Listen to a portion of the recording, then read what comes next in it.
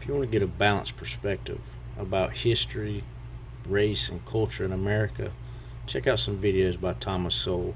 Plenty of them on YouTube.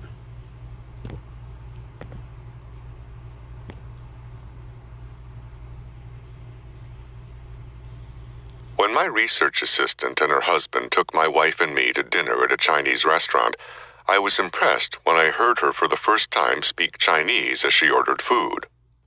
My assistant was born and raised in China, so I should have been impressed that she spoke English. But I took that for granted because she always spoke English to me. We all have a tendency to take for granted what we are used to, and to regard it as somehow natural or automatic, and to be unduly impressed by what is unusual. Too many Americans take the United States for granted, and are too easily impressed by what people in other countries say and do. That is especially true of the intelligentsia, and dangerously true of those Supreme Court justices who cite foreign laws when making decisions about American law. There is nothing automatic about the way of life achieved in this country. It is very unusual among the nations of the world today, and rarer than four-leaf clovers in the long view of history. It didn't just happen.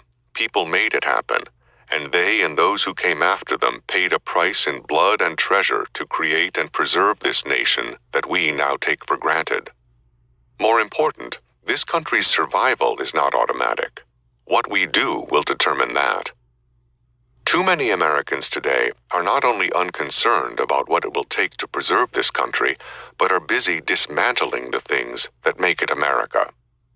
Our national motto, E pluribus unum, from many, one, has been turned upside down as educators, activists, and politicians strive to fragment the American population into separate racial, social, linguistic, and ideological blocks.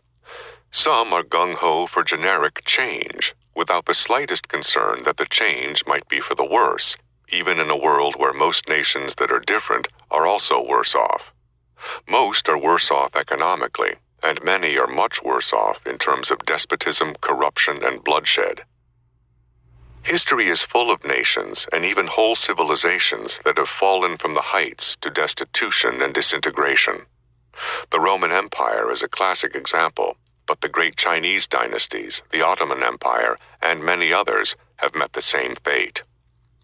These were not just political changes, they were historic catastrophes from which whole peoples did not recover for centuries.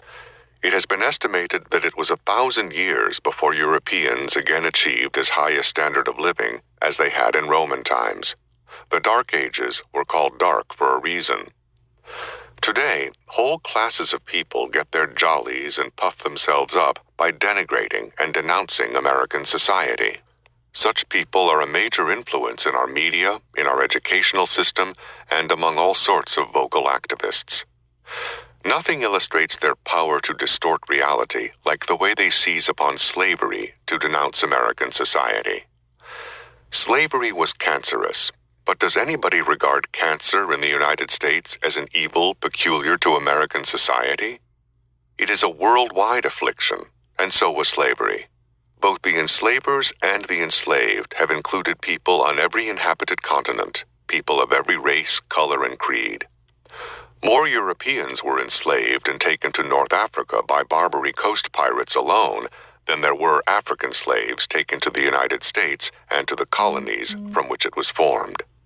Yet throughout our educational system, our media, and in politics, slavery is incessantly presented as if it were something peculiar to black and white Americans. What was peculiar about the United States was that it was the first country in which slavery was under attack from the moment the country was created. What was peculiar about Western civilization was that it was the first civilization to destroy slavery, not only within its own countries, but in other countries around the world as well. Reality has been stood on its head so that a relative handful of people can feel puffed up or gain notoriety and power. Whatever they gain, the rest of us have everything to lose. The rest of us have everything to lose. Let's start paying attention to reality as he just told it, and look at what's really tearing us apart as a country. Think about it.